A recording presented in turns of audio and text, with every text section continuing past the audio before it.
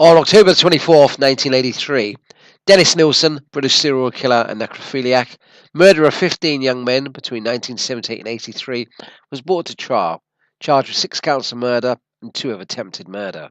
This video is going to be about 10 things you didn't know about this notorious serial killer. Number 1. Nilson had 2 nicknames. The Muswell Hill murderer, named after the residential neighbourhood in London where he killed most of his victims, and the kindly killer because of his similar modus operandi to Jeffrey Dahmer. Number 2. Most of Nilson's victims were homeless or gay.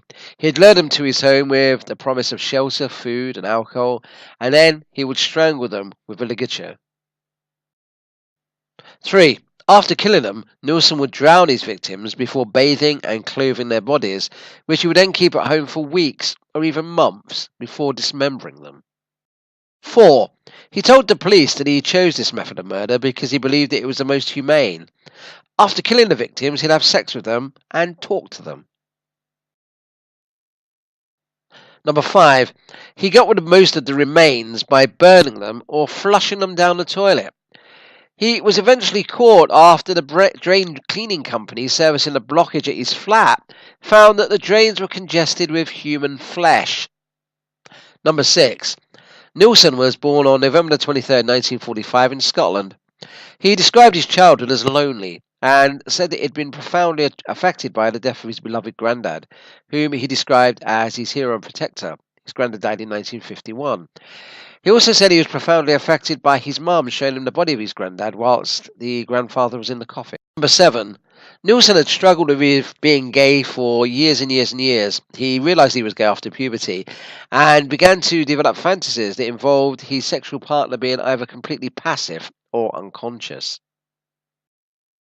Number 8. At 14, he joined the army where he served for 11 years working as a cook.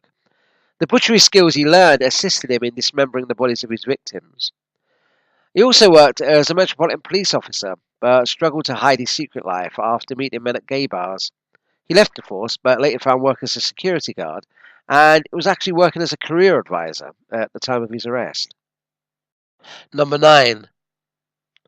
The first known victim of Nilson was a 14-year-old called Stephen Holmes, who died on December 30th, 1978. Nilson had invited him back to his flat, and then strangled him with a necktie, drowned him in a bucket of water, and then 8 months later burnt the body in the back garden. Number 10. On November 4th, 1983, Nilson was sentenced to life in prison with a recommendation that he serve a minimum of 25 years. He's currently in prison at HMP Sutton, which is a maximum security prison in Yorkshire in the north of England. Well, thanks for watching this video about Dennis Nilsen, one of Britain's most notorious serial killers. If you found this video interesting, please subscribe. We do have fresh content coming every single day on a variety of topics.